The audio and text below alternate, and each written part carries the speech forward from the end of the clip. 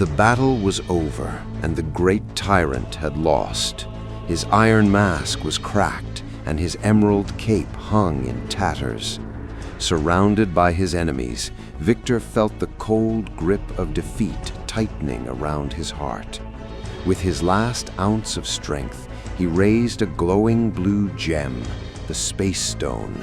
He didn't care where it took him, as long as it was far away from the heroes who had broken his empire. With a blinding flash, the world dissolved into a blur of light.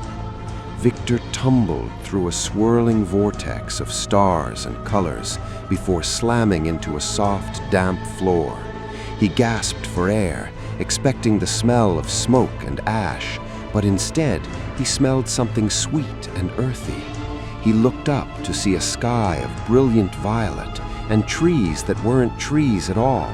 They were gargantuan mushrooms, their caps glowing with a soft bioluminescent light. He was in a kingdom of color, a place that felt like a child's dream and a conqueror's nightmare.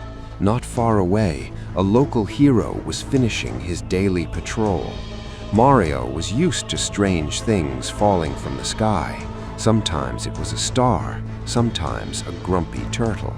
But when he saw the streak of blue light crash into the forest of fungi, he knew someone was in trouble. He adjusted his red cap and sprinted toward the impact site, his boots thumping rhythmically against the soft ground. He didn't see a monster, he saw a person who needed help. Mario reached the clearing and skidded to a halt. Before him lay a giant in rusted silver armor.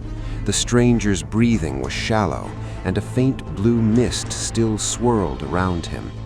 Mario knelt by the armored figure, his face full of concern. He didn't know about the wars this man had fought or the worlds he had tried to rule. To Mario, this was just a traveler at death's door. He reached out a hand to steady the fallen giant. But Victor was never truly helpless. As Mario leaned in, Victor's fingers closed around a hidden relic, the Wand of Watum. It pulsed with an ancient flickering orange light. Victor knew his current body was failing. The injuries from the heroes were too great. He needed a new vessel, one that was healthy and strong. He whispered a final jagged incantation, and the wand flared with a blinding, jagged energy that snaked around both of them. The world seemed to scream as the magic took hold. A torrent of golden and violet light erupted between the two men, swirling like a cyclone. Mario tried to pull away, his eyes wide with sudden realization, but the spell was too fast. Their spirits were pulled from their chests, crossing in the air like two shooting stars. In that moment, the kindness of a hero and the malice of a villain were forcibly traded in a flash of thunderous power. Silence returned to the mushroom forest. The man in the red hat stood up slowly, brushing the dust off his overalls. He looked down at his white-gloved hands and flexed them, a slow, cruel smile spreading across his face. He felt the thump of a healthy heart and the strength of a body that had never known the weight of iron. Victor, now inside Mario's body, let out a dry, chilling laugh. He was no longer a dying king. He was a new man in a new world. Beside him, the iron armor groaned. The person inside struggled to move, the heavy metal plates feeling like a tomb. Mario, now trapped in Victor's broken body, tried to speak, but only a raspy cough came out. He looked up at his own face, but the eyes staring back were cold and filled with triumph. The pain of Victor's injuries washed over him, making his vision swim.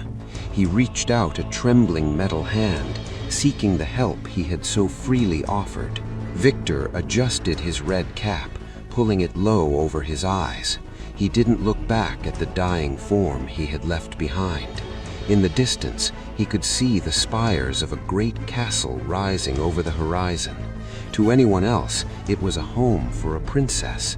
To him, it was a new throne waiting to be claimed.